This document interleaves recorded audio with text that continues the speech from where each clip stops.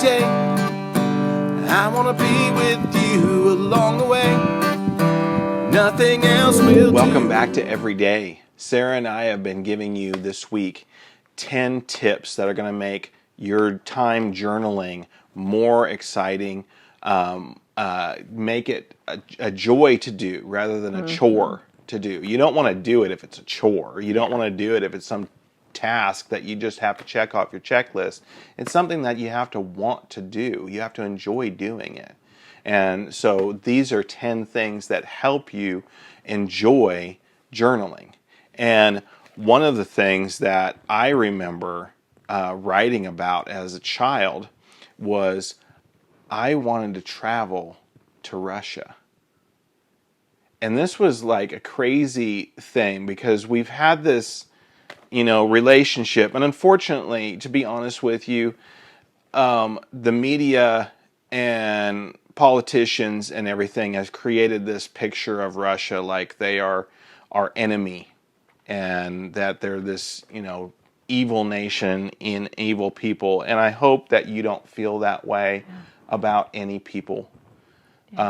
Deep down inside, I wanted to go to Russia as a child, but in my childhood, the Soviet Union was closed off to America. We couldn't travel there freely. And so it was this dream in the back of my mind that I wanted to go there. And then when the wall came down and people began to travel there, I had this experience one day.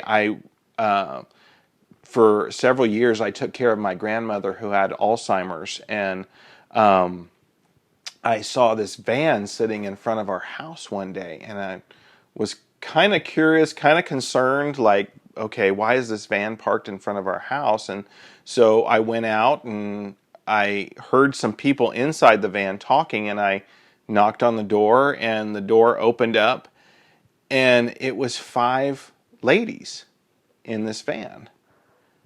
And only one of them spoke English. The rest of them were all Russian. And they were believers from Russia that in Russia, they had always been taught all of these negative stereotypes and all of these conflicting things about Americans. And while, they couldn't express freely their faith in Christ, they wanted to travel to the United States, and they wanted to pray for Americans, and they wanted to share Jesus with Americans. And so when the wall came down, they saved up their money and they traveled to the United States, and they just happened to be in our town, and they were going to go door to door, and they were just praying before they went out. And so I got to talk with them, and I got to hear what they thought about Americans, and I got to share with them what I thought and what I had been told about Russians. And it was this wonderful exchange. I invited them in. My grandmother and I sat down and talked with them for a long time, and it just stirred that memory and that dream of wanting to go there. And eventually, through a friend of mine, Marcus Ripp, I was able to travel to Russia, and it was one of the most wonderful experiences. And the people that I met there, and the country being so beautiful, and the people so warm and friendly, some of the deepest relationships and friendships that I ever got to make were in that beautiful, beautiful country of people just like you and me. Just, because we don't open up our hearts and meet new people, sometimes we can create negative stereotypes that really just aren't true. And so you can use your journal as a place to put down your hopes, dreams, and God goals.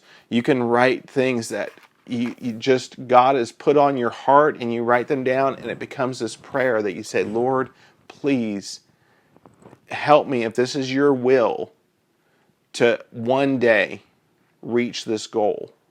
Or one day I hope and I pray that this happens. Or one day I want to make it my goal to overcome this in my life. I think there's so many, and again, that's that positive thing that we can choose to do instead of being negative about it. Focusing on the negativity. Yeah. And surrounding yourself with people that that you can trust. I remember one of my fears, which I still can't stand doing, is reading out loud in front of people.